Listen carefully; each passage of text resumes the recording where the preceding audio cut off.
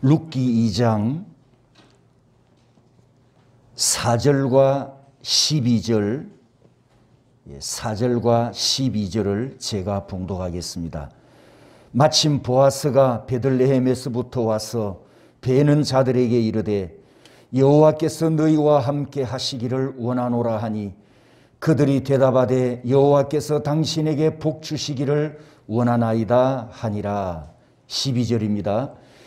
여호와께서 내가 행한 일에 보답하시기를 원하며 이스라엘의 하나님 여호와께서 그의 날개 아래에 보호를 받으러 온 내게 온전한 상 주시기를 원하노라 하는지라. 아멘.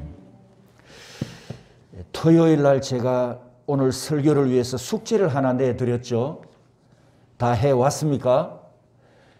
성도들끼리 나누든지 아니면 자기 자녀들에게 축복을 하든지 여러분의 신앙 고백으로 혹은 또 성경에 있는 말씀에 근거해서 최고의 축복이 되는 축복 인사말이 무엇인가, 그것을 생각해 오라고 하셨는데, 자, 그 여러분이 각자 묵상하면서 생각하신 그 인사말로 옆 사람과 앞 뒤 사람과 한 축복 인사를 나눠보시기 바랍니다. 자, 지금 하십시오. 축복해 보십시오. 각자 자기가 준비한 걸로.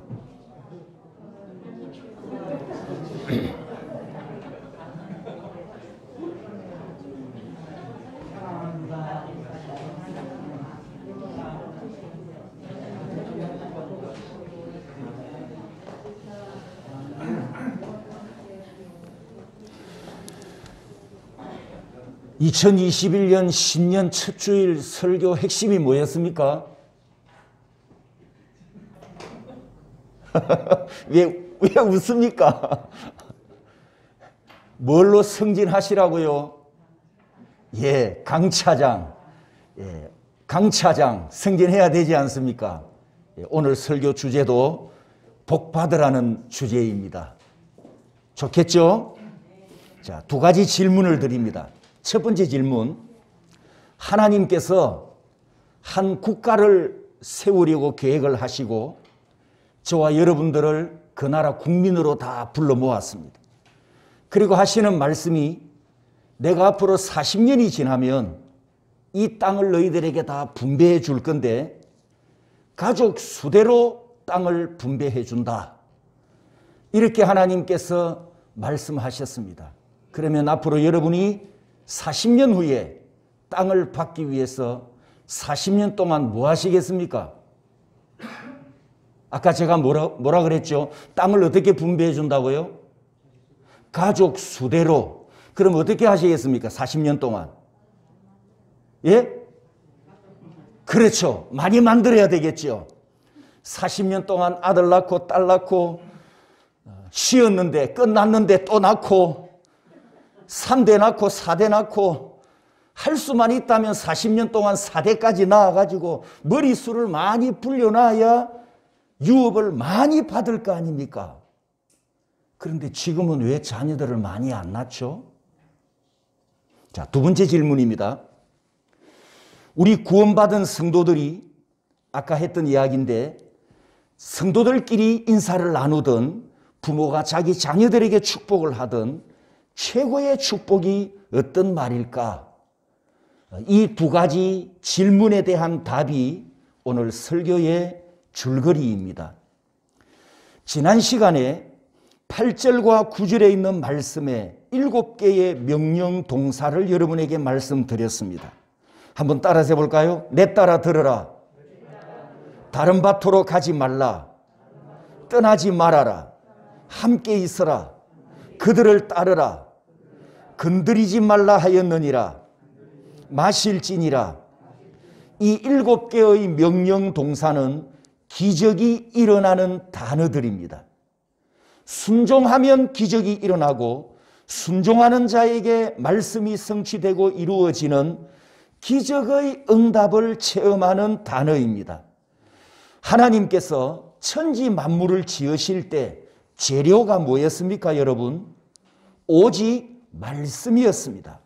있어라, 생겨나라, 되어라, 하나님께서 선포하셨는데 그 명령하신 말씀이 그대로 이루어져서 천지 창조가 완성되었습니다. 그 후로도 지금까지 자연의 질서가 유지되고 있고 자연의 순환 법칙에 의해서 이 우주 만물이 보존되고 있는 것은 창세기 1장 1절 이후에 하나님의 창조 명령이 지금도 작동하고 있고 지금도 시행되고 있다는 증거를 우리가 보게 됩니다. 그 하나님 아버지께서 우리 인간들에게도 명령하셨습니다. 인류의 시조가 범죄하기 전 에덴 동산에서부터 하나님의 명령은 선포되었습니다. 그렇다면 우리 인간이 순종할 때 하나님의 말씀이 이루어지고 인간들이 순종할 때 응답받고 인간들이 순종할 때 하나님의 기적을 반드시 체험할 줄 믿으시기 바랍니다. 구약 성도들은 하나님의 이 말씀을 듣고 즉 명령을 듣고 그들은 예하고 순종하는 동사신앙을 가진 동사민족이었습니다. 하나님께서 말씀하실 때 들으라 이스라엘아 이렇게 명령하시면 예의하고 대답을 하는데 예의라고 하는 그 대답 속에 여러분 이미 순종이 포함되어 있습니다.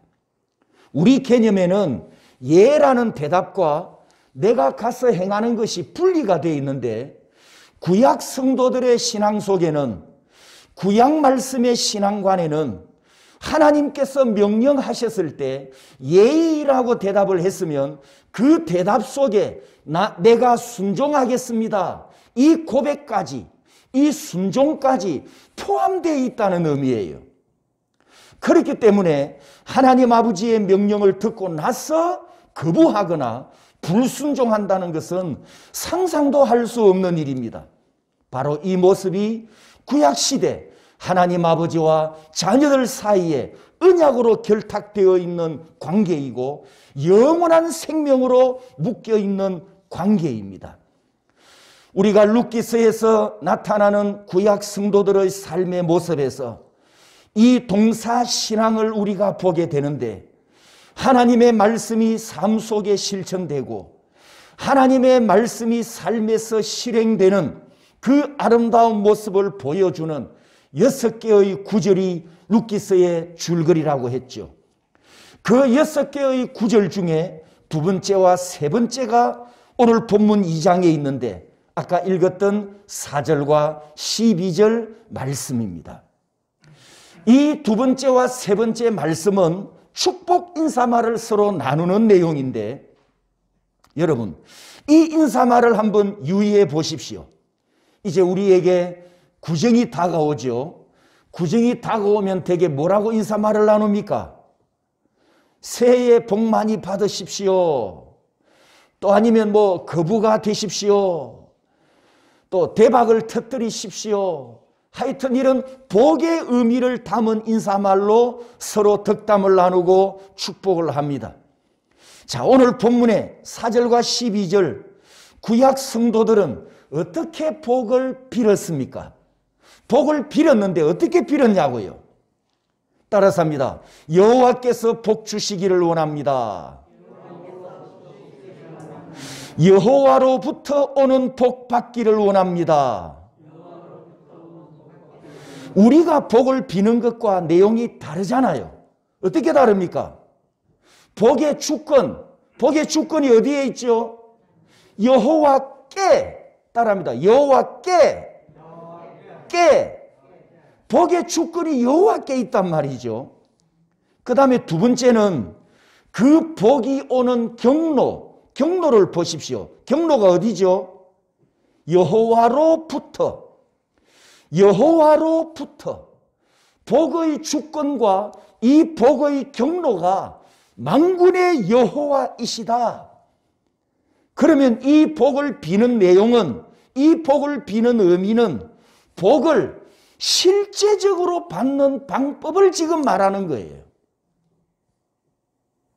실제적으로 복을 주시는 분이 여호와이시기 때문에 실제적인 복이 오는 경로가 여호와께로부터 오기 때문에 이 축복의 인사말이 중요하다. 중요한 의미가 있다라는 뜻입니다. 다시 말씀드리면 신년이 되면, 구정이 되면 우리 한국 사람들이 서로 복을, 새해 복 많이 받으십시오. 여러분 복 줍니까? 말만 합니까? 복 줍니까? 말만 하잖아요. 다시 말씀드리면 본문의 이 축복 인사말은 의례히 말로만 하는 인사가 아니라는 겁니다.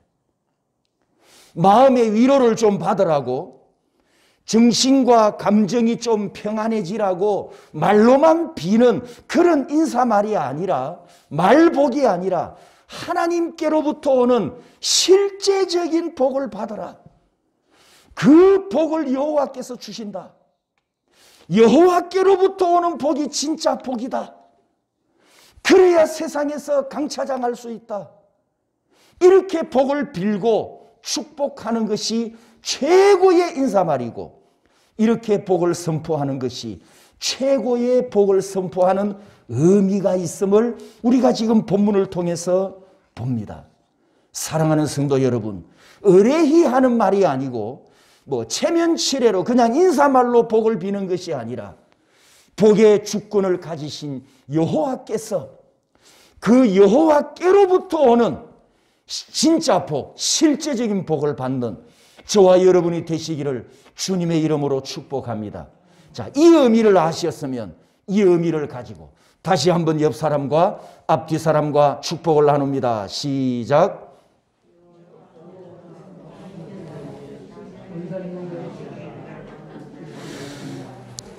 우리 대구 선교교회 모든 성도들께서 여호와께로부터 오는 복을 받고 강차장하시기를 주님의 이름으로 축복합니다.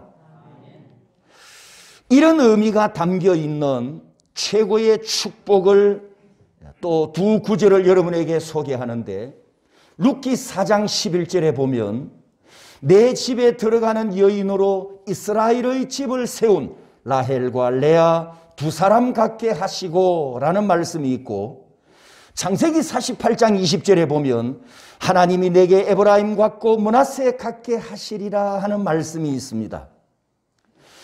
룻기 4장 11절은 부모가 딸에게 축복할 수 있는 인사말입니다. 이스라엘 중에 너를 여호와께서 라헬과 레아와 같이 되게 하시기를 원하노라.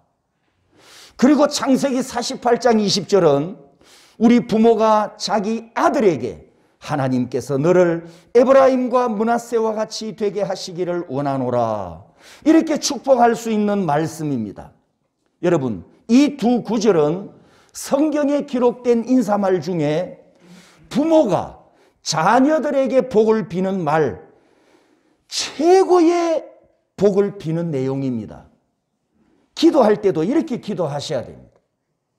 이제 이현주 권사님 사위를 받지 않습니까? 그러면 이제 딸을 위해서 기도하셔야 되는데, 라헬과 레아와 같이 되게 해 주십시오. 이렇게 기도하셔야 된단 말이죠. 하필 오늘 내가 이 설교를 하게 됐는데 신혼부부가 또 오셨어요. 예. 이스라엘 집을 세운 라헬과 레아, 이렇게 표현되어 있죠. 이스라엘 집을 세운 라헬과 레아라고 했으니까 이 두 여인이 들어갔던 그 집이 어떤 모습으로 세워졌는가를 보면 그것이 받은 복입니다. 에브라임 같고 므낫세 같이라고 했으니 이 두 아들이 받은 복을 보면 무슨 복이었는가를 우리가 살펴보면 되겠지요. 그러면 오늘은 라헬과 레아가 들어가서 세워진 그 집이 받은 복을 한번 살펴보도록 하겠습니다. 여러분, 그 시대에 집을 세웠다는 뜻은 요즘처럼 20억 나가고 30억 나가는 좋은 아파트를 구입했다, 그런 의미가 아니고요. 이 시대에 집을 세웠다는 건 무슨 의미일까요? 다둥이를 출산했다라는 뜻입니다. 자식을 많이 낳으면 그 집이 든든하게 세워지는 복입니다. 여러분, 이 사진을 한번 보십시오.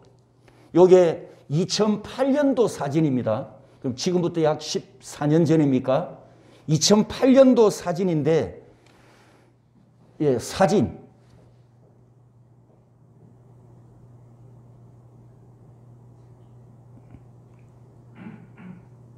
(2008년도) 사진인데 한번 헤아려 보십시오. 한 가족입니다. 밑에는 자녀들만 다 있네요. 위에 사진은 아빠와 엄마와 함께 있고, 큰딸이 22살인데 막내가 이제 2살입니다. 13번째 막내.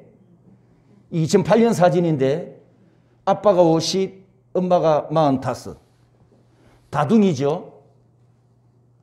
지금 오늘 본문에 룻기 4장 11절에 내 집에 들어가는 여인으로 이스라엘의 집을 세운 라헬과 레아 두 사람 같게 하시고, 이 라헬과 레아가 아브라함의 손자 야곱의 집에 들어가서 12아들을 낳아 구약 교회의 기초석을 세우는 복이 있었습니다. 요즘 시대에 여러분에게 물어봅니다. 요즘 시대에 룻기 4장 11절을 가지고 복을 빌면 진짜로 복을 비는 게 맞습니까? 아니면 요즘 시대는 욕이 되는 인사 말입니까? 우리 이진선 집사님한테 라헬과 레아와 같이 되십시오라고 하면 진짜 복을 비는 겁니까? 욕이 되는 겁니까? 또 늦게 결혼했잖아요. 요즘 시대는 맞지 않습니다라고 말하겠죠. 여러분도 그렇겠죠? 요즘 시대는 이 룻기 4장 11절이 맞지 않습니다. 만약에 여러분이 이런 생각을 갖고 있다면 두 가지 문제를 생각해 볼 수가 있습니다. 첫 번째, 우리는 헬라인으로 살다가 예수를 믿고 구원을 받았지만 여전히 우리 머릿속에 헬라 사상이 남아있다는 증거입니다. 두 번째는 로마서 12장 1절 2절 말씀처럼 이 시대를 본받지 말아야 하는데 아직도 나는 이 시대를 본받고 있다는 증거가 됩니다. 자녀 양육이 힘들다. 한 자녀 키우기도 버겁다. 그런데 다둥이를 낳아서 교육을 어떻게 시켜내고 어떻게 키워내는가라는 이 인본주의 사고에 우리도 아직 똑같이 물들어 있다는 증거입니다. 여러분, 이 시대에 자녀를 한 명 키우는데 힘들고 어려운 게 사실입니다. 현실적인 문제가 맞습니다. 그런데 여러분, 우리 인생에, 우리 삶에 현실적으로 힘들고 어려운 게 자녀 양육뿐입니까? 다른 문제도 많잖아요. 그런데 그 다른 문제는 우리 그리스도인들이 어떻게 행하고 살아갑니까? 그 다른 어려움은 누구 백으로 우리가 살아가냐고요. 다른 문제는 믿음으로 살아가는데 왜 자녀 양육은 믿음으로 행하지 못할까요? 이 시대에 우리가 물들어 있다는 거예요, 지금. 저는 목사입니다. 강단에서 하나님의 말씀만 전해야 합니다. 하나님께서 선포하신 진리를 내 마음대로 바꿔서 여러분에게 전할 수가 없어요. 성경에 예라고 했으면 나도 예라고 전해야 되고, 성경에서 아니라고 했으면 나도 여러분에게 아니라고 전해야 됩니다. 여러분도 그렇게 듣는 것이 복인 줄 믿고 감사하시기 바랍니다. 자녀를 몇 명 낳을 것인가, 어떻게 양육할 것인가에 대한 이 문제는 이 시대 사조가 분명히 비성경적이라는 것을 여러분에게 말씀드립니다. 제가 오늘 설교를 시작할 때 첫 번째 질문을 여러분 기억해 보십시오. 첫 번째 질문. 하나님께서 가족 수대로 땅을 분배해 주신다면 여러분 자녀를 몇 명 낳는다고요? 당연히 많이 낳으려고 하겠지요. 그래야 많은 땅을 차지할 테니까. 자, 민수기 성경을 우리가 가보면 애굽을 떠난 이스라엘 백성들에게 두 번의 인구조사가 있습니다. 첫 번째 인구조사는 민수기 1장을 보면 출애굽 후 2년 2월 1일 날 인구조사를 합니다. 그리고 약 38년이 지난 후에 두 번째 인구조사를 하는데 26장에 그 말씀이 나옵니다. 이렇게 두 번의 인구 조사를 한 목적이 뭐냐? 목적. 20세 이상 된 남자만 헤아렸습니다. 그 목적은 전쟁에 참전할 수 있는 군대 숫자를 확인하기 위해서입니다. 그런데 26장에 보면 2차 조사에서 1차 조사 때에 없었던 한 가지 목적이 더 추가되어 있어요. 그 목적이 뭐냐? 51절에 54절까지 보면 명수대로 땅을 나누어 주어 기업을 삼게 하라. 수가 많은 자에게는 기업을 많이 줄 것이요 수가 적은 자에게는 기업을 적게 줄 것이니 개수된 수대로 각기 기업을 주되라고 말씀하셨어요. 여러분, 이 말씀을 듣는 순간 끄이 후회하는 부모가 있었어요. 누가 후회했을까요? 한 명만 낳아 10아들 부럽지 않게 잘 키워보자. 이렇게 했던 부모가 후회하고 있습니다. 더 나을 걸, 더 나을 걸. 르우벤 지파 아무개처럼 8명 낳을 걸. 반대로 하나님이 주시는 대로 자식을 낳자 했던 다둥이 부모들은 주위에서 자식 많이 낳는다고 미련하다고 저 집안은 동물원 같다고 막 그렇게 비웃음을 듣고 그렇게 아픈 마음이 있었지만 이 집은 지금 박수치고 춤추고 난리 났어요. 왜? 머리 수대로 땅을 분배받게 되었으니까. 자식 많이 놓는 것이 사람들 눈치 보이고 그것 때문에 조롱을 받고 멸시를 받았던 그 가슴앓이 했던 아픔이 이제는 하나님께서 수대로 땅을 주신다고 하니까 이 고통이 복으로 바뀌면서 여러분 졸지에 땅 부자가 됐다는 거 아닙니까? 그러면 이제 여러분은 또 이렇게 생각합니다. 지금 한 다섯 분이 이렇게 생각하고 있는데 목사님 이건 구약이잖아요. 지금은 신약이잖아요. 21세기잖아요. 3000년 전 이야기를 지금 말씀하시면 됩니까? 여러분, 지금까지 제 설교를 들어온 여러분이 그래 정성은 목사가 구약과 신약 구별도 못하는 설교자라고 생각하진 않겠죠? 하나님이 주시는 대로 자식을 낳아야 된다는 것은 진리고요. 이 진리는 지금도 변함이 없습니다. 그건 시대하고 전혀 상관없는 문제입니다. 구약 성도들에게 기업은 젖과 꿀이 흐르는 땅 에레츠였습니다. 에레츠, 땅.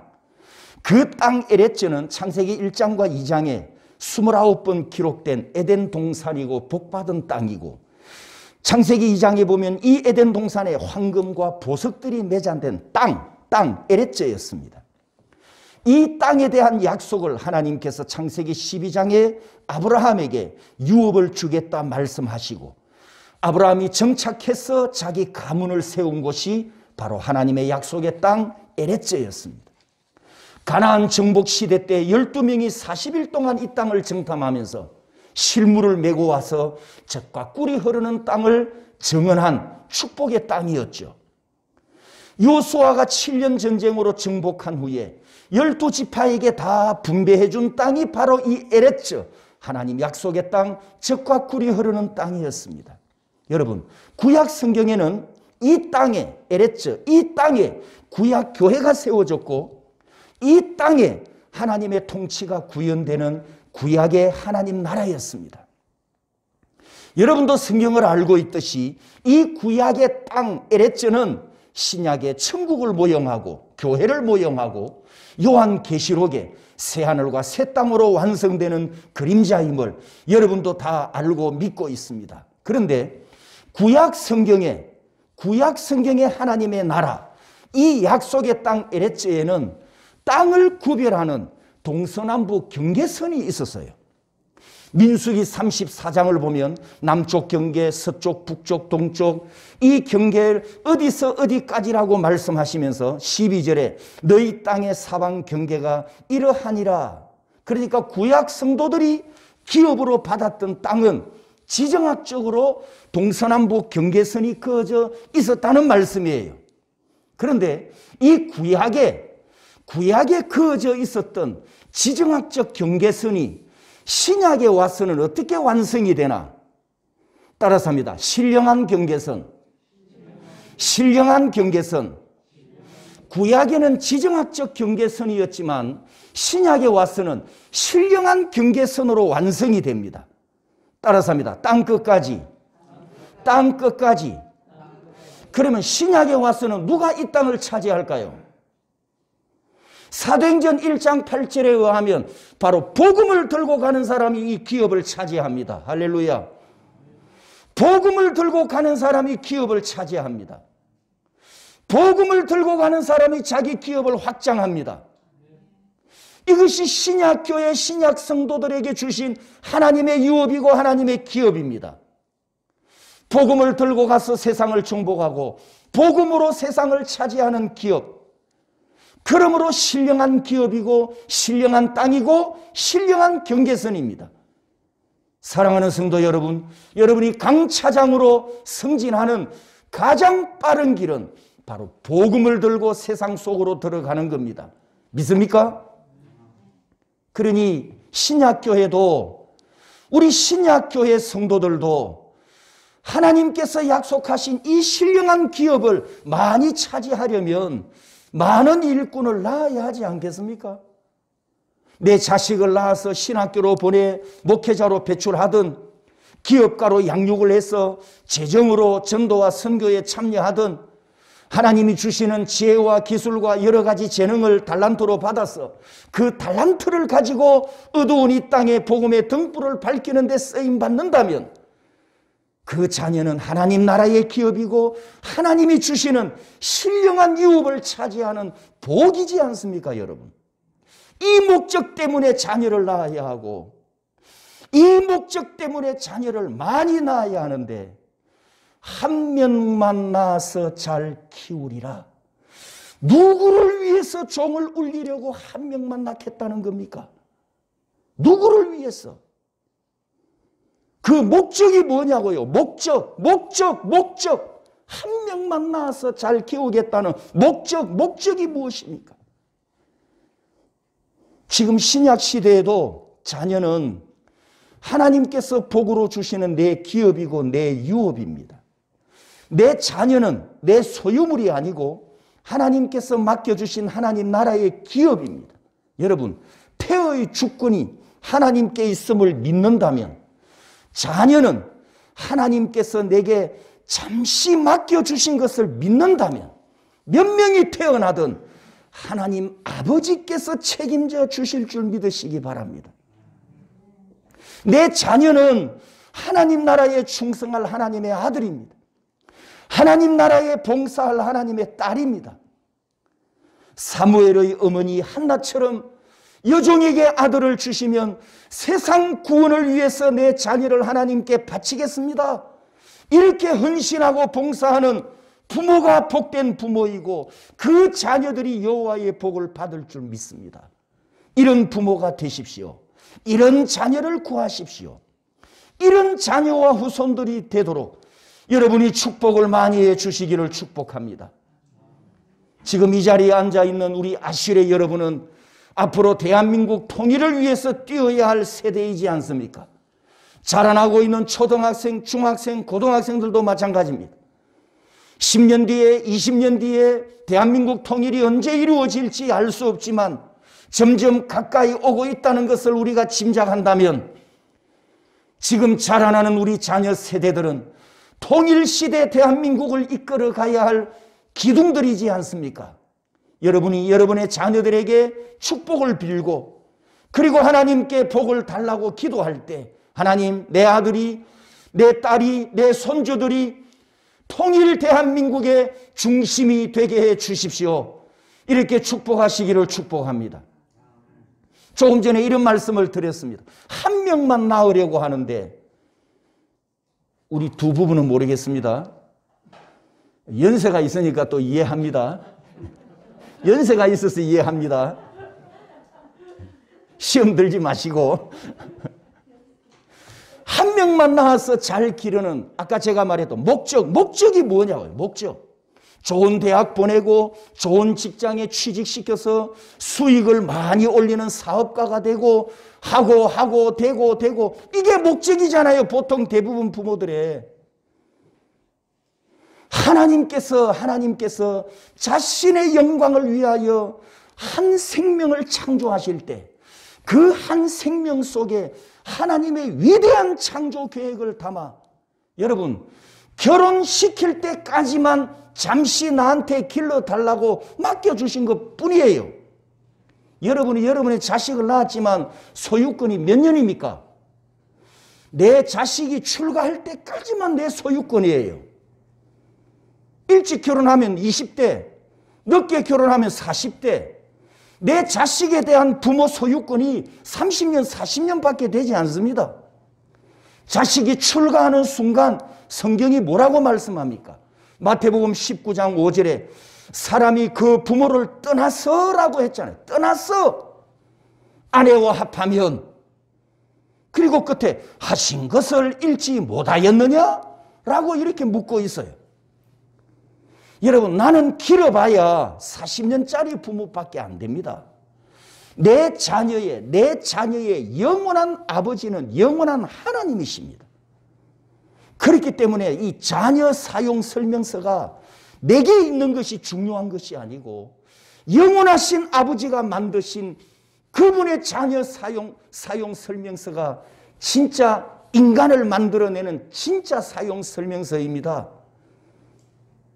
우리가 몸이 아프면 약국에 가서 약을 사 먹잖아요. 약 상자 안에, 조그마한 약 상자 안에 보면 꼬깃꼬깃 접은 설명서가 있습니다. 그 설명서에 깨알 같은 글씨가 적혀 있지요. 그 내용 중에 주의사항이라는 게 있습니다. 주의사항이라는 게 있는데 제가 어제 설교 준비를 하다가 감기약 봉지 약 상자 안에 있는 그걸 다 읽어봤어요. 읽어봤더니 이 주의사항에 줄거리가 큰 주제가 두 가지였어요. 두 가지. 첫 번째, 반드시 의사 처방에 따라 복용하십시오. 이렇게 되어 있습니다. 첫 번째 핵심이 여러분 위험한 약일수록 독성이 강한 약일수록 이 경고를 새겨드려야 되겠지요. 그렇지 않으면 병 고치려고 약 먹다가 더 큰 병을 얻는다든지 살기 위해서 약 먹고 잘못하면 한 방에 가버릴 수가 있잖아요. 그죠? 양약일수록 좋은 약, 양약일수록 주의사항을 잘 읽어봐야 하는 것처럼 하나님께서 내게 잠시 맡겨주신 아들이 내 아들이 내 딸이 얼마나 귀한 자식인데 여러분 귀한 자식일수록 하나님께서 말씀하신 아들 사용 설명서에 귀를 기울여야 하지 않습니까? 내 자식이 귀할수록 말입니다. 내 자녀가 귀한 자녀이기 때문에 하나님 앞에서 귀한 자녀로 양육해야 되지 않겠습니까? 좋은 약일수록 약을 잘 다뤄야 하듯이 귀한 딸일수록 하나님의 처방대로 양육을 잘 해야 될 줄 믿습니다. 그 주의사항에 보면 두 번째 중요한 게 또 있습니다. 두 번째 중요한 게 뭐냐 하면 땡땡땡은 반드시 의사와 상의 후 복용하십시오 라고 되어 있습니다. 자, 여기서 질문 땡땡땡이 뭘 의미할까요? 의사와 상담하고 약을 먹으래요. 땡땡땡은. 거기서 땡땡땡이 뭐냐? 몸에 알레르기를 일으키는 사람이나 이 약을 먹었을 때 부작용을 일으키는 병약한 몸을 가진 사람을 경고하고 있습니다. 나에게 문제가 많은 사람이라면 내가 좀 부족한 사람이라면 나는 내 믿음이 좀 부족합니다. 나는 내 믿음이 좀 약합니다. 이것이 인정이 된다면 우리는 더욱더 하나님께서 말씀하신 사용 설명서에 귀 기울여야 하지 않습니까? 환자가 의사 지시를 따르지 않고 제멋대로 약을 먹다가 더 큰 병을 얻게 되듯이 내게 맡겨주신 아들과 딸이 하나님의 자녀인데 나보다 더 높으신 진짜 아버지의 설명을 무시하고 내 마음대로 자녀 키우다가 내 욕심대로 키우려 했다가 여러분 자식 때문에 병든 부모들이, 자식 때문에 아픈 부모들이 이 세상에 많지 않습니까? 결론을 말씀드립니다. 복의 주권은 아버지 하나님께 있습니다. 여러분이 여러분의 자녀들에게 복을 주려고 하지 말고 하나님 아버지로부터 오는 복을 받도록 가르쳐 주시고 선포해 주십시오. 그 복이 여러분 자녀들의 인생에 진짜 복이 될 줄 믿으시기 바랍니다. 자녀들과 후손들이 이 복을 받도록 기도하고 복을 많이 빌어 주십시오. 헬라 사상처럼 이 땅에서 성공하고 이 땅에서 잘 먹고 이 땅에서 잘 살기 위한 이 목적의 인본주의 사상과 인본주의 목적에 물들지 말고 오고 있는 영원한 나라를 바라보면서 이 땅에 신령한 나라를 세우는데 충성하는 데 자녀, 이 땅에 하나님의 나라를 건설할 때 필요한 그 일꾼이 되게 해 주십시오. 하나님 나라를 세우는 그 일에 복음을 들고 가서 충성하고 헌신하는 자녀들이 되고 후손들이 되고 우리 모든 성도들이 되고 하나님의 복을 받고 하나님의 축복의 통로로 도구로 쓰임받는 우리 모든 성도들이 되시기를 주님의 이름으로 축복합니다. 이 시간